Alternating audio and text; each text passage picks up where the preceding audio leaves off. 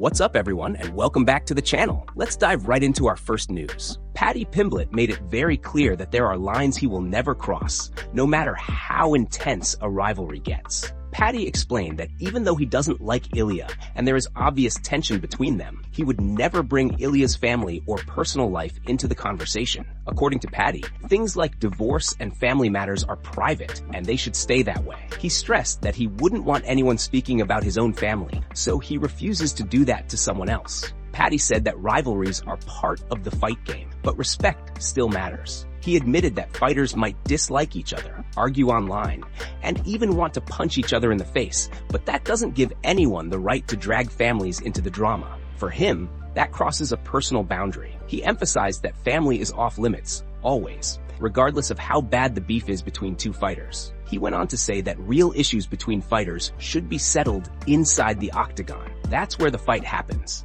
not behind cameras and not through personal attacks. Paddy believes that trash talk should stay focused on fighting skills, performances, and what happens on fight night, not on someone's home life. In the end, Paddy actually wished Ilia well with everything he is dealing with and said he hopes it all gets sorted out quickly. At the same time, he made it clear that when the cage door closes, all respect is set aside, and he fully intends to do his talking with his fists and beat Ilia in the octagon. And before we continue, make sure to leave a like on the video and subscribe to support the channel. Moving on to another news. Kamaru Usman's brother, Muhammad Usman, has finally spoken out following his suspension. Muhammad released a public statement addressing his 2.5-year ban for violating the UFC anti-doping policy. He shared a photo on Instagram and used the caption to take full accountability for what happened during a difficult period of his life. Muhammad explained that the violation occurred while he was recovering and trying to heal, and he admitted that he made a mistake during that process. He made it clear that he accepts full responsibility for his actions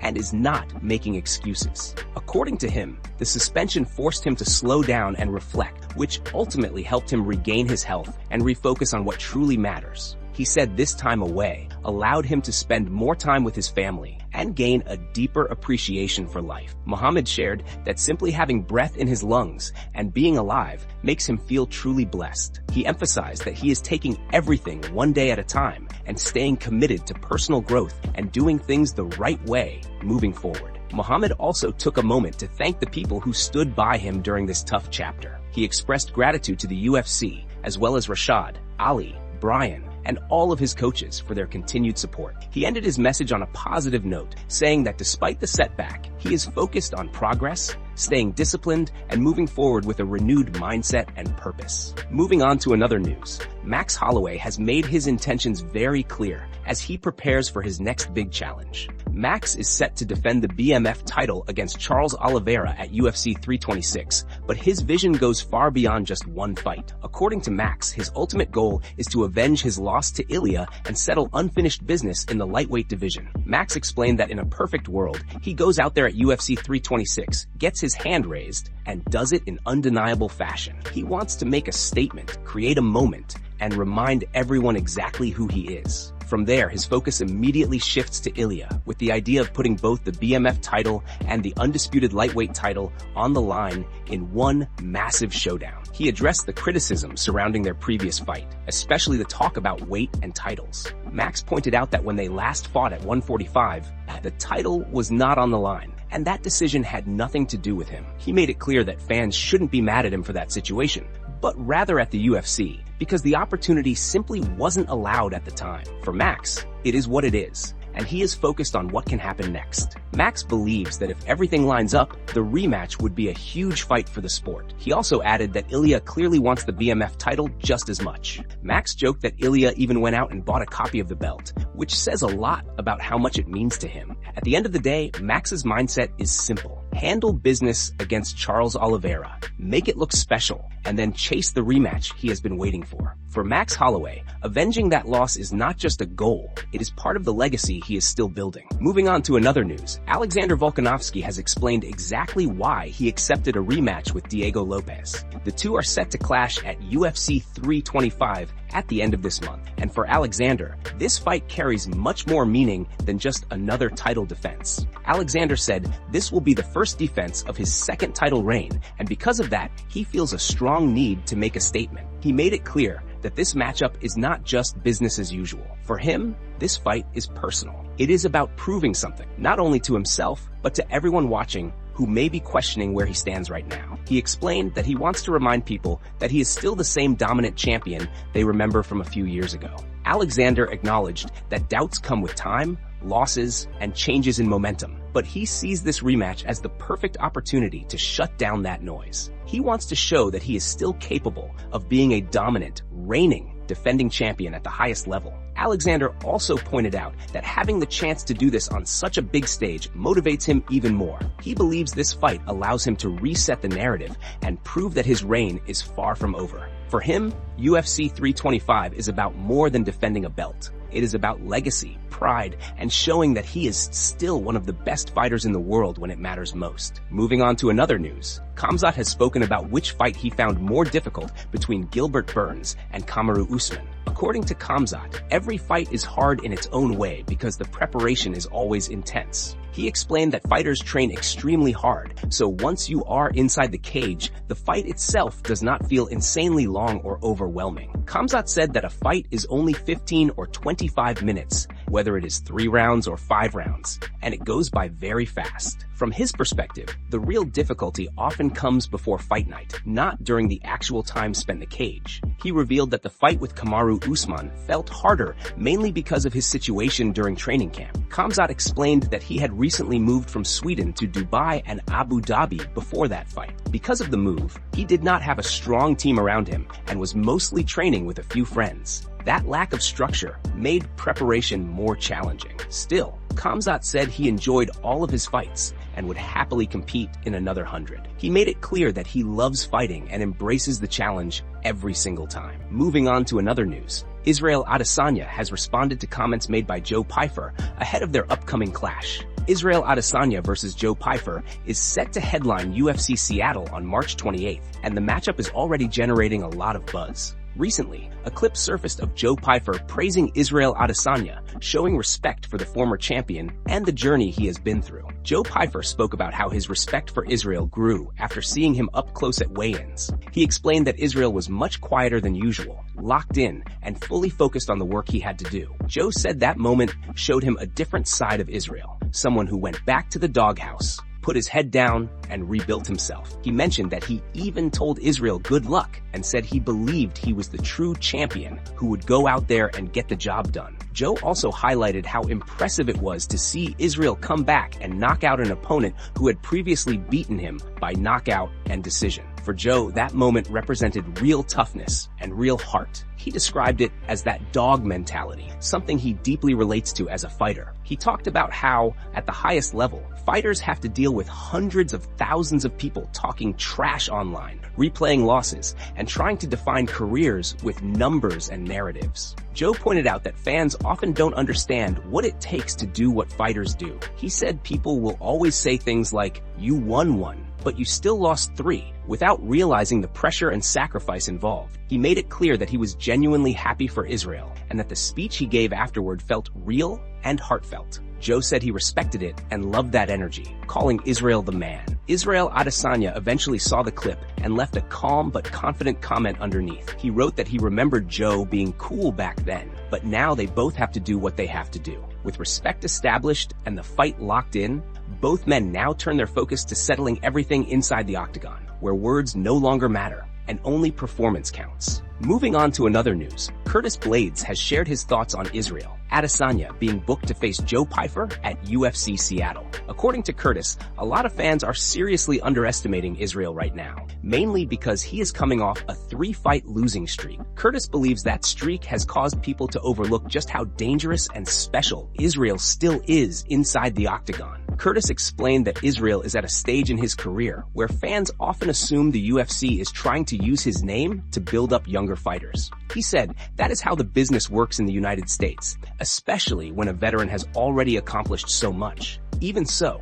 Curtis feels this is actually a very good matchup and one that is guaranteed to deliver excitement. He pointed out that Israel is one of the best outscorers the sport has ever seen. If you allow him to settle into his rhythm, he will slowly pick you apart with jabs, inside low kicks, outside low kicks, and constant movement. Curtis said Israel can control distance and tempo better than almost anyone when he is given space and time to work. However, Curtis also acknowledged that Pyfer is not the type of fighter to allow that kind of flow. He expects Joe to blitz forward, throw heavy shots, and force chaos from the opening bell. In Curtis's view, that creates a scenario where either Joe lands something big or Israel counters and finishes him in spectacular fashion. Curtis added that no matter how it plays out, the UFC wins. Israel's name still puts people in seats, regardless of any losing streak. He called Israel a legend of the sport and said fans should appreciate him while he is still competing. According to Curtis, when Israel is gone, people are going to realize just how much they miss watching someone that special perform at the highest level. Moving on to another news, Justin Gaethje has issued a bold promise ahead of his clash with Paddy Pimblett at UFC 324. Justin made it clear that he is not paying attention to outside noise and talk because everything will be settled once they step into the octagon. According to Justin, his plan is simple and very intentional. He says he is going to turn Paddy into a wrestler, no matter what people expect. Justin acknowledged that Paddy is a very dangerous opponent. He pointed out that Paddy commits fully to every strike he throws, putting 100% of his power into his shots. That level of aggression makes him exciting, but Justin believes it also creates openings that can be exploited at the highest level. He explained that Paddy tends to leave himself exposed, and those are the moments where experience and technical ability matter most. Justin said mistakes are guaranteed to happen in a fight like this, and at this level, even small errors can change everything. His goal is to stay composed, read those mistakes, and capitalize the moment they appear. Justin emphasized that he trusts his experience, his technique, and his fight IQ to take control when it matters.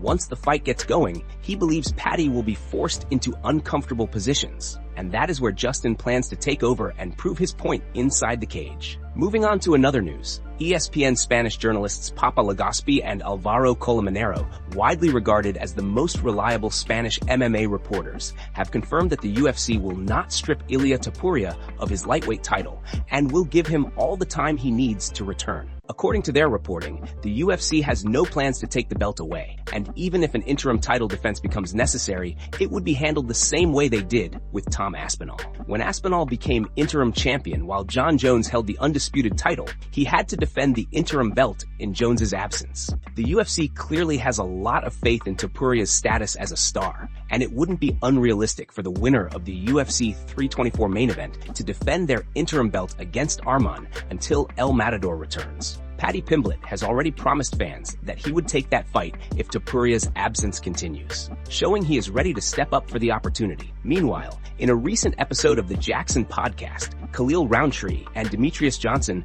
weighed in on the UFC 324 main event. Both fighters shared their predictions and broke down the matchup in detail. One of them leaned toward Paddy Pimblett, citing his exciting style and recent performances, while the other backed Justin Gaethje, pointing to his experience, heart, and technical ability. Khalil highlighted Gaethje's strategic mindset and his ability to impose a game plan, noting that he brings consistency and a disciplined approach to his fights. Demetrius, on the other hand, praised Paddy's skill set, emphasizing that he has faced some top competition and continues to impress. He mentioned Paddy's victory over Michael Chandler, recalling that even though it was back in the Bellator days, it still demonstrated his capability to compete with experienced fighters. He also noted that Paddy has faced other notable names like Tony Ferguson, Gordon, and Green, showing his versatility and readiness for high-level matchups. Both analysts agreed that UFC 324 is shaping up to be a thrilling main event, with the interim title potentially on the line against Arman afterward. Moving on to another news, Alex Pereira has returned to Brazil, and fans quickly picked up on an interesting detail that has sparked major discussion. Alex is reportedly filming a documentary at the tire shop where he once worked before becoming a world champion. While he was taking photos and interacting with people there, sharp-eyed fans noticed something written on one of the tires in the background. The words "Next Jones" were clearly visible, instantly fueling speculation about a potential future matchup. The moment spread quickly across social media, with many fans interpreting it as a possible hint toward Alex targeting Jon Jones next. Whether it was intentional or simply a coincidence, it added more intrigue to an already popular fantasy fight that continues to gain traction. Around the same time, Dana White addressed the idea of booking Alex Pereira against Jon Jones during an interview with Complex. Dana appeared less opposed to the matchup than he has been in the past, which caught the attention of fans. He acknowledged that it would be a massive fight and didn't completely shut the door on the possibility. However, Dana also made it clear that he still has reservations. His main concern remains his lack of trust in Jon Jones. Dana explained that for something as big and high profile as that fight, especially with talk around unique venues, he would need full confidence that everything goes smoothly. Dana also referenced recent comments from Joe Rogan, who suggested that Alex versus Jon could even take place at the White House. While Dana admitted it would be an incredible matchup, he stressed that the biggest issue is reliability. He emphasized that he cannot risk Jon Jones pulling out or getting into trouble for an event of that magnitude. For now, the idea remains uncertain, but moments like the next Jones tire continue to keep the conversation alive. Moving on to another news, Dana White has announced a massive update for UFC fans, revealing that the entire UFC library is now available on Paramount Plus. According to Dana, UFC 324 will be the very first UFC event to air on the platform, and it is just 1 week away. He encouraged fans to sign up now,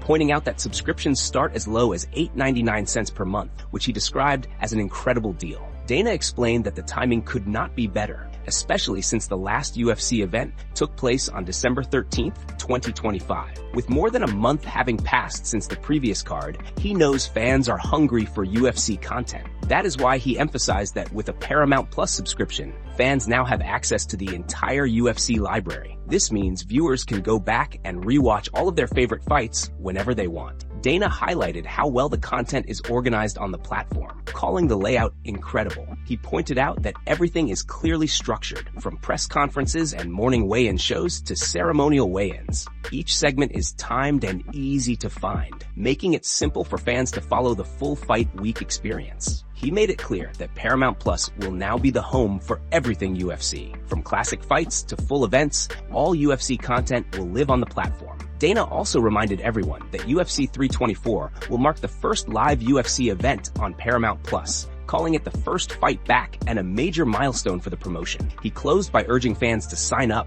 spend the weekend watching classic fights from the UFC archive, and get ready for UFC 324. Dana said he looks forward to seeing everyone next weekend as the UFC begins this new chapter on Paramount Plus. That's it from MMA Pulse News. Thanks for watching. Don't forget to leave a like and subscribe for your daily dose of MMA news.